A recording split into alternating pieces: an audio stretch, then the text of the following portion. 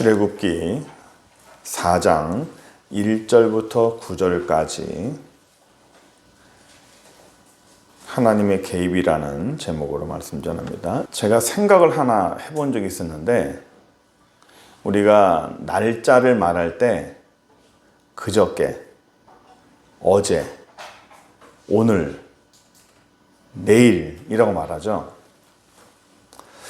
과거는 우리가 기억을 합니다. 그리고 과거는 지나간 사건이고 또 지금 현재도 내게 주어진 일이에요. 그런데 여러분, 내일이라는 단어 있죠. 내일 또는 내일 모레라는 단어, 또 글피라는 단어. 이 내 앞에 주어져 있는 내일이라는 그 미래의 그 시간, 내일이 저와 여러분들의 계획대로 됩니까? 내일 내가 어떤 계획을 세웠어요. 내일 스케줄이 이렇게 되고, 오전에 뭘 하고, 점심때 뭘 하고, 저녁에 뭘 하고, 또 어떤 만남이 있고, 또 몇 시부터 몇 시까지 무엇이 있고, 몇 시부터 몇 시까지 이런 것이 있다 라고 스케줄이 잡혀지잖아요. 내일은 이걸 해야 돼, 내일 이것은 반드시 해야 돼 라고 나름대로 계획이 세워집니다. 그런데 내가 세운 계획대로, 내가 세운 약속대로 모든 것이 그렇게 착착착 아구가 들어맞듯이 딱 맞아 떨어지나요? 잘 안 돼요. 내일이라는 그 시간은 내가 계획 세운 대로 진행이 되지 않더라고요.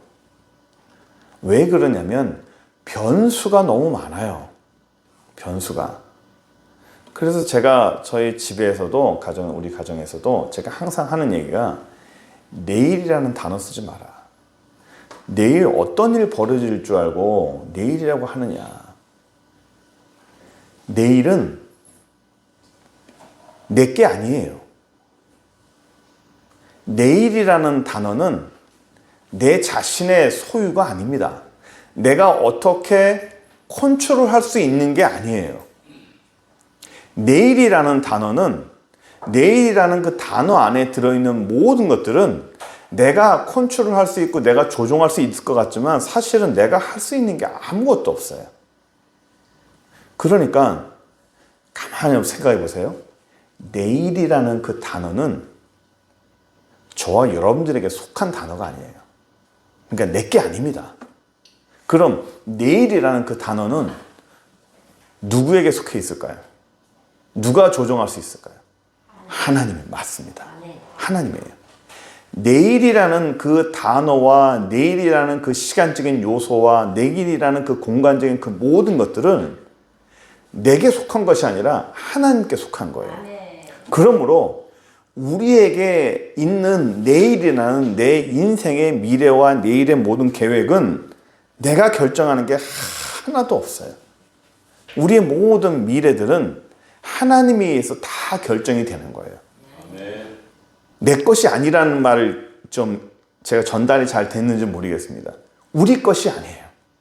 내게 속한 것이 아니고 내가 어떻게 할 수 있는 그런 범주의 것이 아니에요.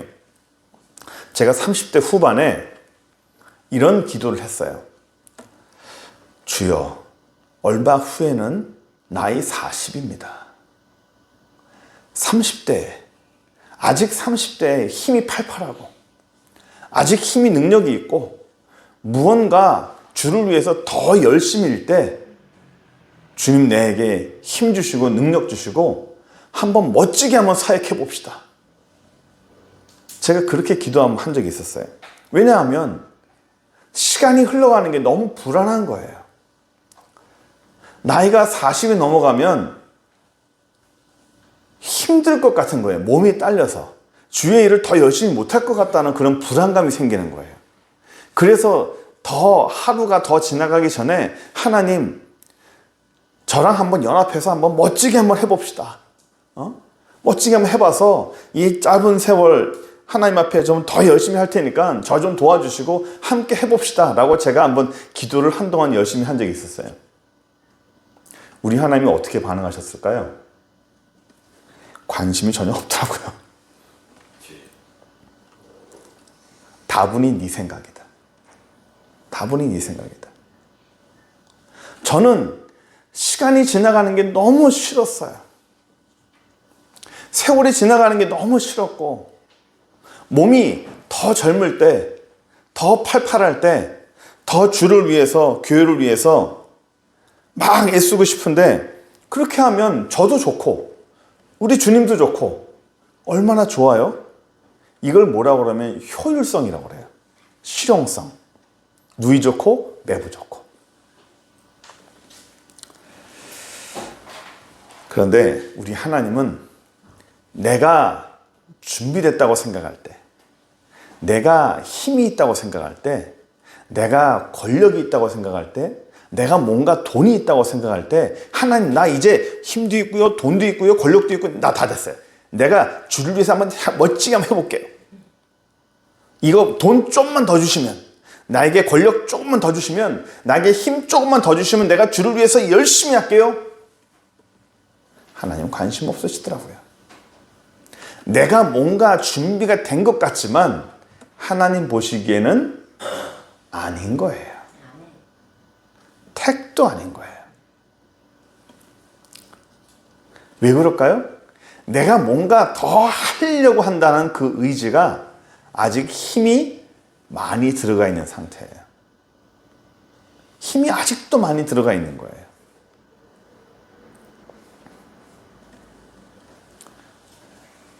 수영을 처음 하면 기초 하는 사람들한테 코치가 제가 한번 말씀드렸지만 코치가 맨 먼저 하는 얘기가 힘 빼세요.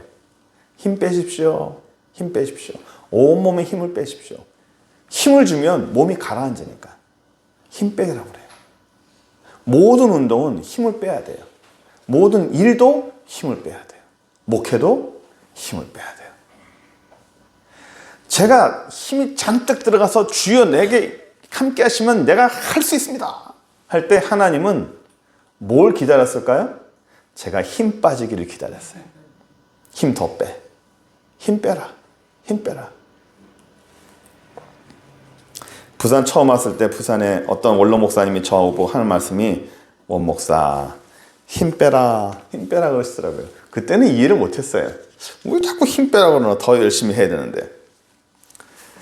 이렇게 힘 빼는 그 과정, 그 기간, 이 대표적인 사건이 모세입니다. 모세는 왕궁으로 들어가서 양자가 돼서 거기서 왕자의 교육을 받고 하이 클래스의 모든 권력과 명예와 힘이 있었어요. 그 힘이 있을 때 이스라엘 민족을 더 도와주려고 그랬어요. 오케이, 내가 힘이 있을 때 내가 이들을 도와주마. 내 능력으로 뭔가 내가 해주마 라고 했을 때 이스라엘을 돌아볼 마음이 생겼는데 그 40대 때 얼마나 팔팔합니까? 얼마나 실력이 있습니까? 그런데 정작 힘이 있고 능력이 있고 권력이 있고 돈이 있고 다 있을 때 하나님 내가 뭔가 이스라엘 민족에서 한번 해볼게요 라고 막 의욕이 막 넘칠 때 하나님은 모세에게 뭘 했죠? 힘을 다 뺐어요. 어떻게 힘 뺐어요? 광야로 쫓아내버렸어요. 희한한 사건에 휘말려가지고 쫓겨났어요. 광야 가서 뭐 했어요? 양치기 했어요. 목동이 됐어요. 우리는 그냥 광야에서 그냥 생활을 했구나. 뭐 양치기 했구나 라고 생각하겠지만 40년 동안 양치기 했다는 거 내가 그래도 옛날에 왕자였는데 내가 그래도 왕년에 왕궁에서 일했고 내가 공부를 이 정도 했고 나한테 돈이 이 정도 많았고 내 말 한마디면 수백 명 수천 명이 움직였는데 내가 지금 이 광야 사막에서 나 혼자 양들을 데리고 내가 지금 뭐 하는 거지? 얼마나 자존감이 무너졌을까요? 그 인생의 밑바닥을 내려가는 거예요. 거기서 뭘 했나요? 하나님이 광야에서 모세에게 요구하는 건 뭘까요? 단 하나예요. 힘 빼라. 힘을 안 빼니까 강제로 힘을 빼는 거예요. 아, 나는 아무것도 아니구나. 나는 아무것도 아니구나. 제가 요르단 한번 그 선교 갔다가 그 사막에서 목동을 계속 몇 차례 많이 본 적이 있었어요. 목동하니까 굉장히 목가적이고 아름답고 이렇게 좀 아름다운 모습을 생각하는데 그 목동이요, 세상에 거지 산거지 그런 거지가 없어요. 아이고, 살다 그렇게 꾀되지 않은 사람 처음 봤습니다. 전부 다 그래요. 전부 다. 그 모세가 매일 아침 저녁 샤워하고 바르고 향수 뿌리고 뭐 옷 잘 입고 하다가 그냥 광야에서 그냥 산거지가 된 거예요. 왜 그럴까요? 모세가 자기 안에 힘이 너무 많이 들어가 있는 거예요. 그 힘이 너무 많이 들어있으니까 하나님이 그 힘을 빼는데 몇 년 걸렸어요? 40년 걸린 거예요. 하나님이 그 힘 빼는데 40년 걸린 거예요. 40년 걸려서 이제 우리가 4장이지만 출애굽기 3장에는 하나님과 모세가 만나는 사건이 나옵니다. 40년 만에 만난 거예요. 40년 만에 모세가 힘이 다 빠져서 만나는 겁니다. 떨기나무에 불이 붙었어요. 그 불꽃에서 하나님의 음성이 들리는 거예요. 그때 우리가 지난번 설교 때 말씀드렸지만 떨기나무에 불이 붙었다. 이게 뭘 뜻하냐면 나무에 불이 붙었다는 것은 그 나무가 연소가 되는 거죠. 나무가 연소가 되면 그 나무는 어떻게 되죠? 타서 없어져요. 없어지는 겁니다. 그런데 그 떨기 나무에 불이 붙었는데 그 나무가 타질 않아요. 불은 붙었는데 나무가 타지 않습니다. 그거는 뭘 의미한다고 그랬죠? 불이라는 거는 고난도 의미하고 어려움도 의미하지만 아무리 불이 있고 모양이 불이라도 타 없어지지 않는다는 거예요. 소멸되지 않는다는 겁니다. 우리가 불이라는 것을 두려워하는 이유는 불은 파괴하고 소멸합니다. 그것 때문에 사람이 두려워하는 거예요. 그런데 하나님이 불을 주시는 것은 소멸되거나 타지 않는 거예요. 다니엘과 그 친구들도 풀무불 가운데 집어넣었지만 그 뜨거운 풀무불 가운데 들어서 또 어떻게 됐죠? 안 탔어요. 분명히 모양은 불인데, 누가 봐도 불인데, 누가 봐도 저 사람들은 큰 고난 속에 들어간 건데 당사자는 뜨거운 걸 모르고 당사자는 어떤 해도 받지 않는 거예요. 그게 하나님이 주신 불이에요.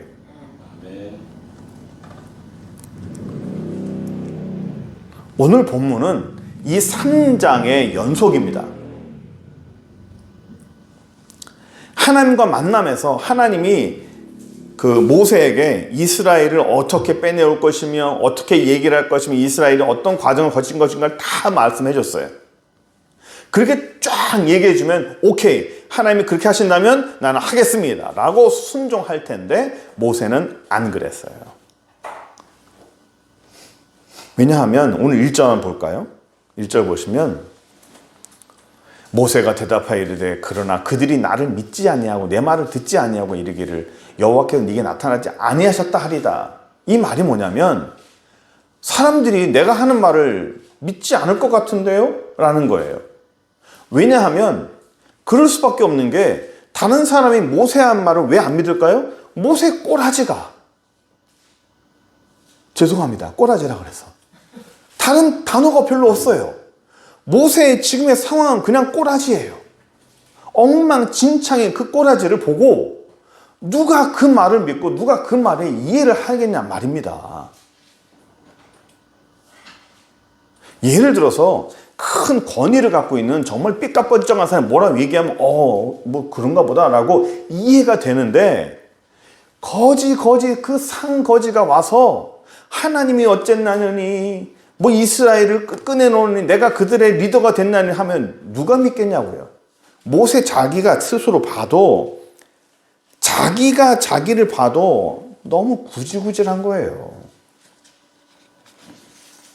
그리고 자기 자존감도 다 망가진 거죠. 누가 날 믿겠느냐. 2절을 보세요. 그랬더니 하나님이 이렇게 얘기해요. 여호와께서 그 얘기를 하시되 네 손에 든 게 뭐냐? 모세가 이르되 지팡이입니다. 지팡이입니다. 그러니까 지팡이인데 막대기예요. 이스라엘이나 이 중동의 박물관 가면요, 이 유목민들이 사용하는 이 지팡이, 이 막대기가 있어요. 우리가 영화에 보면 모세가 지팡이 들고 다니죠. 긴 건 자기 키만한 이 지팡이에 이 끝에는 이렇게 물음표처럼 이렇게 꼬인, 멋있고 무언가 이 지팡이 한번 촥 하면 뭐 나타날 것 같은. 근데 실제로 유목민들이 드는 지팡이는 이 허리 정도밖에 안 오는 그냥 막대기예요. 뭐 휜 것도 없고 그냥 막대기입니다. 좋게 말해서 지팡이지 막대기예요. 그 막대기로 뭐 하죠? 양들을 인도하는 거예요. 툭툭툭 치면서 인도하는 거예요. 그 지팡이가 뭐 대단합니까? 아무것도 아니에요. 3절, 4절 볼까요? 여호와께서 이르시되 그 지팡이를 땅에 던져라 하매 곧 땅에 던지니 그게 뭐가 됐어요? 뱀이 됐어요.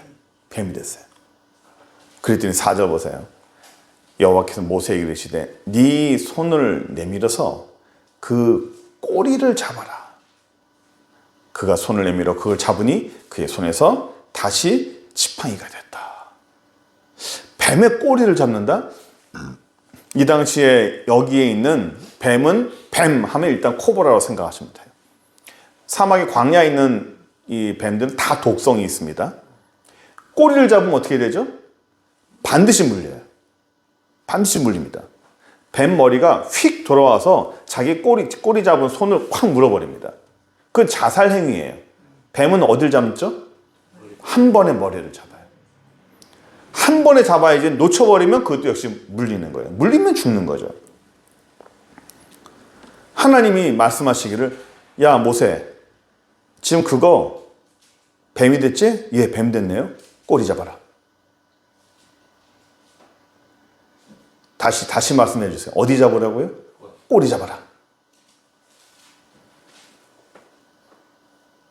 꼬리 잡으면 죽잖아요. 모세가 그걸 모를까요? 저거 잡으면 난 죽어 라는 거를 아주 상식적인 내용인데 그걸 모를까요? 그런데 여기 보시면 꼬리를 잡으라 하면 그가 손을 내밀어 그거를 잡았어요. 그런데 여러분, 저는 생각해 봤어요. 이 말씀 보면서. 모세가 하나님이 꼬리를 잡으라 할 때 요만큼의 갈등도 없이 꼬리를 확 잡았을까요? 저는 아니라고 봐요. 왜냐하면 생각이 있는 사람이면, 경험이 있는 사람이면 이게 얼마나 위험하다는 걸 알아요. 이게 얼마나 위험한 행동이라는 걸 압니다. 그 마음에서 갈등이 없었을까요? 만약에 잘못되면 어떡하지? 뭐 그냥 잡으라니까 뭐 잡잖아요. 뭐 별일 없을 거야 라고 생각하겠지만, 그래도 만약에 잡았다가 하나님이 잡으라 했다가 괜히 내 물리면 나만 죽는 거잖아요. 이런 생각이 안 들겠냐고요. 저만 그런 생각 듭니까? 아니, 이건 기본적으로 다 생각이 들잖아요. 이거 만약에 잘못되면 어떡하지? 이거 했다가 잘못된다면 큰일 날 텐데 라고 하는 생각은 누구나 다 들어요.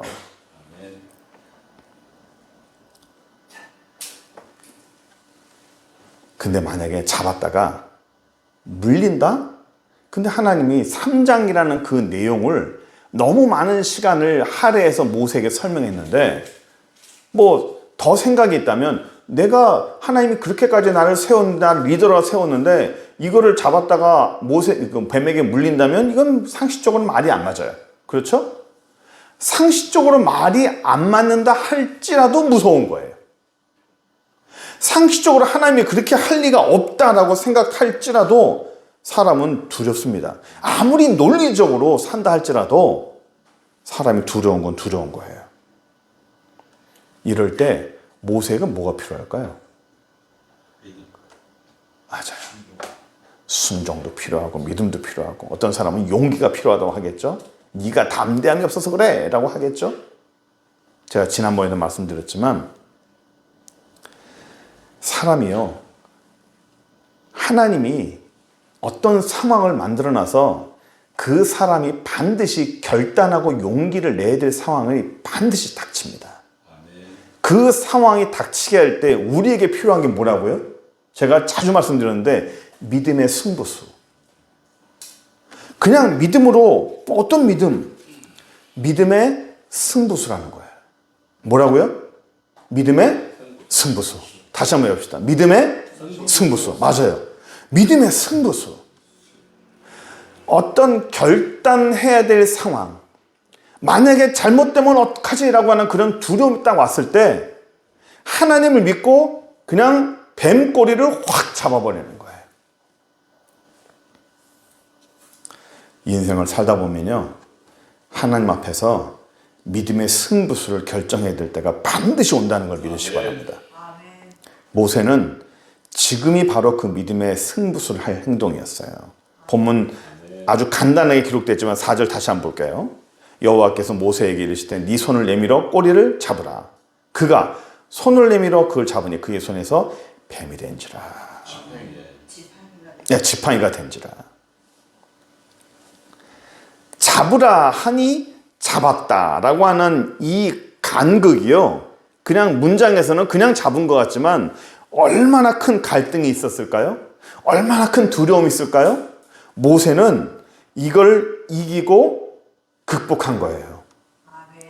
그 갈등을, 그 두려움을 이기고 넘어간 거예요. 하나님은 우리에게 원하시는 믿음이 이런 거예요. 우리가 믿음 하지만 그냥 주일날 오르고 예수를 믿는 그런 믿음 말고, 우리가 일상생활에서, 내 생활에서 어떤 어려움이 왔을 때, 어떤 장애물이 왔을 때, 이 뱀꼬리를 잡으라 했을 때 마음에 큰 갈등이 올 때, 이걸 잡아야 되나 말아야 되나, 잘못되면 어떡하나 그런 두려움이 있을 때 그거를 확 잡아버리는, 자기의 두려움을 극복하는, 넘어서는 그런 믿음. 수많은 갈등과 생각을 극복하고 넘어서는 믿음을 우리 하나님은 기대하시는 거 믿으시기 바랍니다. 계시록 2장 7절. 여러분들 하도 많이 봐서 이제 아실 거예요. 이기는 그에게는 내가 하나님의 낙원에 있는 생명나무 열매를 먹게 하리라. 2장 3장에 요한계시록에 7교회가 나오잖아요. 그 7교회에 동일하게 반복되는 말씀이 이기는 자에게, 이기는 자에게. 그 이긴다는 게 위너가 아니라고 그랬죠. 승리의 개념이 아니라고 했습니다. overcome, 극복하다는 개념이에요. 그러니까 결국엔 극복하는 자에게, 넘어서는 자에게라는 뜻입니다. 어떤 장애물, 어떤 어려움이든지 극복하는 자에게, 넘어서는 자에게 내가 선물을 준다는 거죠. 뱀꼬리를 잡아라. 잘못되면 어떡하지? 이거 잡으면 끝장날 텐데 라고 할 텐데 하나님을 믿고 한번 해보는 거예요. 그게 승부수라는 거죠. 자, 그런데 사실 우리가 오늘 집중해서 봐야 될 것은, 이것도 중요하지만 더 중요한 게 있어요. 믿음의 승부수도 중요하지만 더 관심 가져봐야 될 게 뭐냐면 모세 자신이에요. 모세가 스스로 볼 때 볼품없고 자격 없고,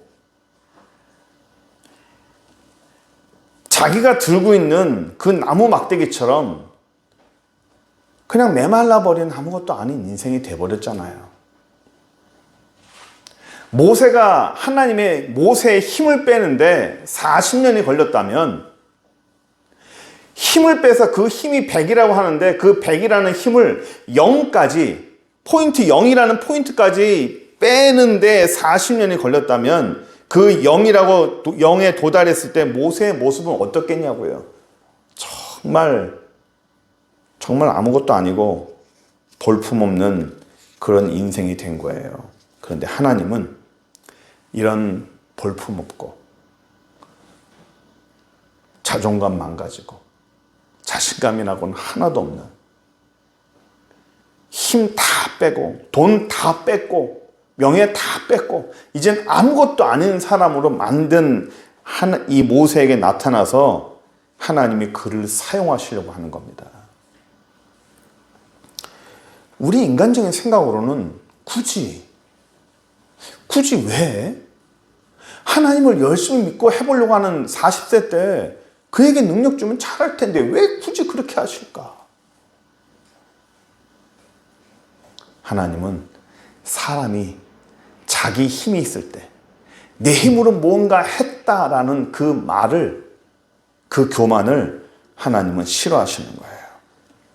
중요한 것은요, 사람은 누구나 볼품없는 인생이고요, 사람은 누구나 사실은 다 아무것도 아니에요.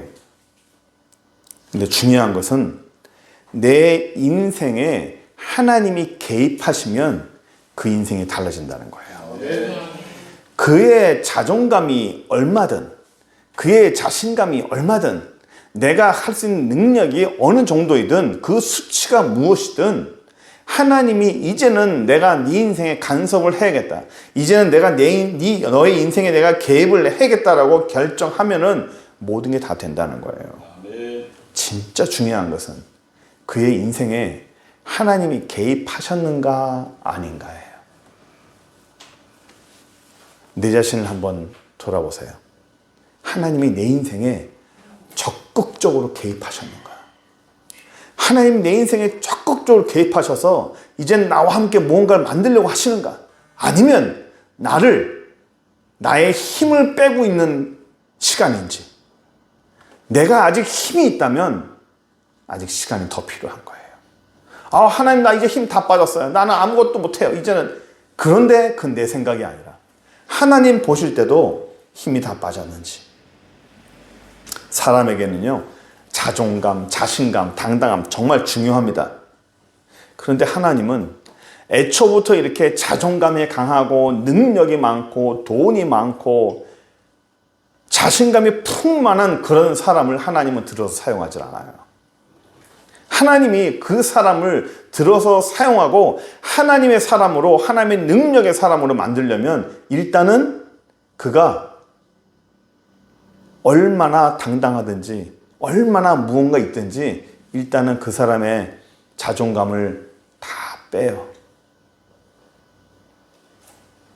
바보로 만드는 거죠. 그가 어떤 모습인지 하나님이 중요하지 않습니다. 무엇이든 일단은 영으로 만들어요. 영부터 시작하는 거예요. 아무것도 없는 데부터 시작하는 거예요. 사도행전 7장 30절 보시면 재밌는 말씀이 있어요. 40년이 참에 천사가 시내산 광야 가시나무 떨기의 불꽃 가운데 그에게 보였다. 이 누구죠? 모세예요. 근데 첫 문장 보세요. 40년이 뭐 있다고요? 참에. 40년이 찼다. 이게 무슨 뜻일까요? 40년이라는 기간을 하나님이 이미 정했다는 거예요. 40년이라는 기간을. 모세, 내가 널 보니까 네 힘을 빼는데 40년 정도 걸릴 것 같다. 하나님이 40년을 딱 채웠어요. 그 40년 동안 모세는 뭐 할까요?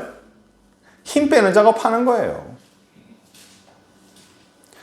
이 40년 동안 모세가 돈 벌려고 하면 돈을 벌어질까요? 안 벌어집니다.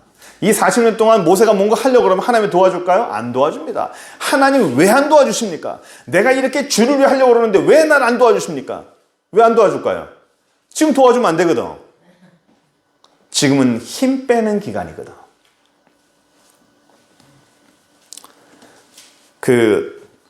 1988년에 이문열 선생님이 아주 재미있는 제목의 책을 하나 낸 적이 있어요. 그게 뭐냐면 추락하는 것은 날개가 있다라는 거예요.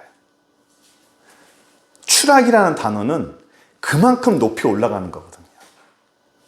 그 추락의 깊이가 깊을수록 그 사람은 높이 올라가는 거예요. 모세가 추락했죠.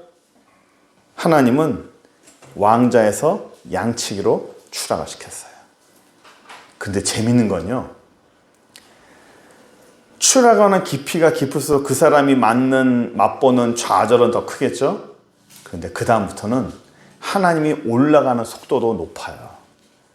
왜 0부터 시작할까요? 0부터 시작해야 그 다음부터 하나님이 주시는 것마다 너무 감사하거든. 내가 아무것도 없었는데 하나님이 그때부터 주니까 하나하나 주실 때마다 감사한 거예요. 왜? 나는 하나도 없었으니까. 근데 예를 들어서 어떤 사람이 그 재산이 400억이에요. 많죠? 예, 그런 거 한번 가보고 싶죠? 재산이 400억입니다. 400억인데 400억을 갖고 있는 사람한테 어떤 사람이 정말 돈을 많이 모아가지고 당신이 정말 필요한 데 쓰라고 10만 원을 줬어. 400억을 갖고 있는 사람한테 10만 원을 받았어. 고마워할까요? 근데 저기 부산역에 가서 정말 모든 게 다 망가져가지고 아무것도 없는 사람에게 내가 돈을 모아서 그 사람에게 10만 원을 줬어요. 누가 더 그걸 감사히 여길까요? 어떤 사람이 그 10만 원의 귀함을 더 많이 할까요? 아무것도 없는 사람입니다. 많이 가진 사람은 뭔가를 줘도 감사할 줄 몰라요. 우리 하나님은 우리에게 원하는 것은 감사예요. 그래서 조금만 줘도 감사합니다. 감사합니다. 우리 인간적으로는 뭐 그렇게 인사받고 싶어서 난리냐? 뭐 인사 좀 안 한다고 뭐 되냐? 대수냐? 라고 생각할지 모르겠지만 우리 하나님은 그걸 좋아하세요. 별거 아닌 것도 그냥 립 서비스라도 하나님 감사합니다. 주님께 해주셔서 감사합니다. 이걸 너무 좋아하시는 거예요. 별거 아니더라도.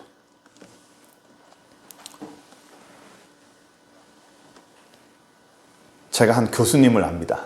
이분이 귀국을 해가지고요. 박사학위 2개 따가지고 이제 그 대학교 강의를 해야 되는데 강사 자리가 안 나는 거예요.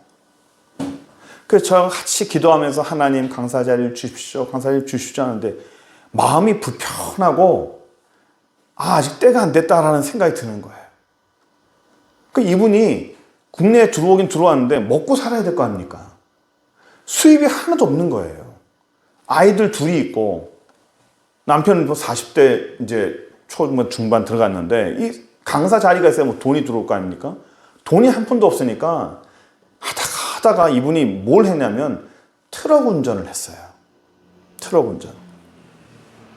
어느 회사에 들어가서 트럭 운전을 했는데 이분이 어느 날 저한테 울면서 얘기를 하는 거예요.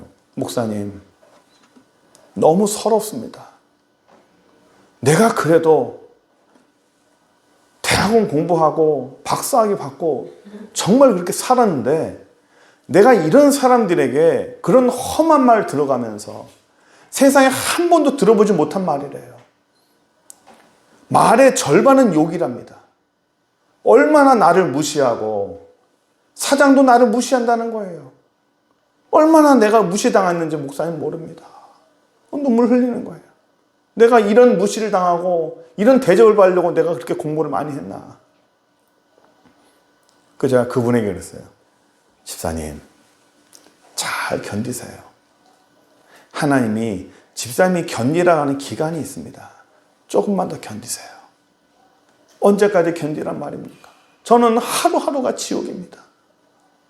잘 견디세요. 이기세요. 자존감 다 내려놓고 자존심 그거 아무것도 아닙니다. 아파요? 많이 아파하세요.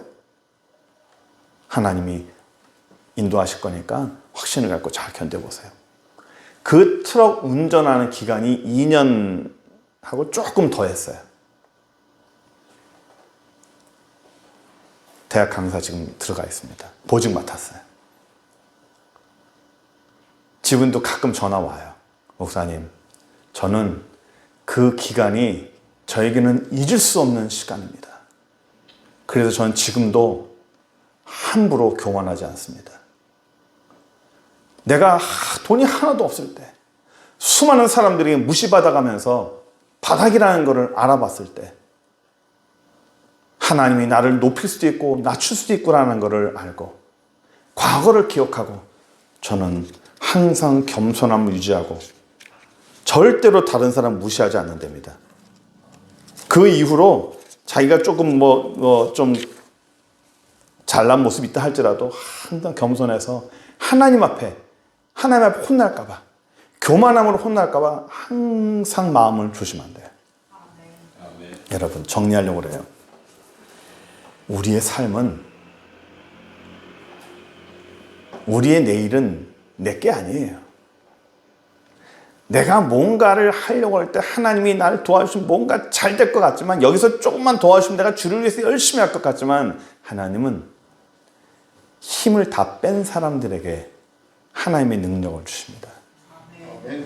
그 사람 위에 하나님의 은혜가 있는 것이지, 내 모습은 내 것도 아니고요, 내 인생도 내 게 아니라고 고백하는 거예요. 하나님은 모세를 사용하려고요, 모세 지팡이를 뭐 장식을 하고 그 지팡이를 아름답게 만들지 않았어요. 아무것도 아니에요. 아무것도 아닌데 나중에 그 4장 20절 보면요, 모세가 하나님의 지팡이를 들고 나왔다고 고백하고 있어요. 평범한 지팡이인데 모세가 하나님의 지팡이를 들고 나왔다고 고백합니다. 우리의 삶에서도 뭐 저나 여러분이나 사실 그렇게 중요한 사람은 아니에요. 그런데 하나님이 우리 인생에 개입하시고 내 인생에 개입하시고 나와 함께 하시면 내가 믿음의 승부수를 한번 날릴 수 있고, 하나님이 내 인생에 개입하시면 우리의 삶이 획기적으로 달아날 수 있다고 믿습니다. 우리가 나도 모르게 몸에 힘이 들어가고 나도 모르게 내가 뭔가 할 수 있다는 뭔가 욕심이 생기면 우리가 더 경성하고 더 겸손하게 하나님이 나를 하실 수 있습니다. 하나님이 나를 만질 수 있다라는 그런 고백으로 우리의 삶을 드리는 저 여러분 되기를 간절히 축원합니다. 기도하겠습니다. 전능하신 하나님 감사합니다. 우리 인생은 우리 것도 아니고 우리의 내일도 저희 것이 아닙니다. 우리의 내일은 하나님의 것이며 하나님이 주관하시고 하나님이 모든 것을 인도하십니다. 주여 도와주셔서 우리와 함께 우리의 모든 내일을 주님 주관하여 주시고, 내가 무언가를 할 수 있다 생각할 때 우리 하나님 함께 하셔서 우리가 더 겸손하고 우리가 더 낮아져서 주님이 항상 하셨다라는 그런 고백이 우리 스스로를 통해 나올 수 있도록 인도하여 주옵소서. 예수 그리스도의 이름으로 기도드립니다. 아멘.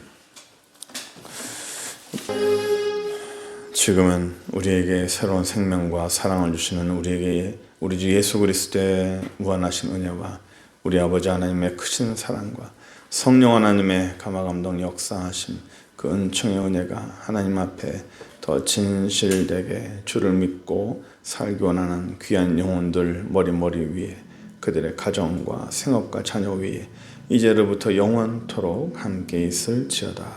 아멘.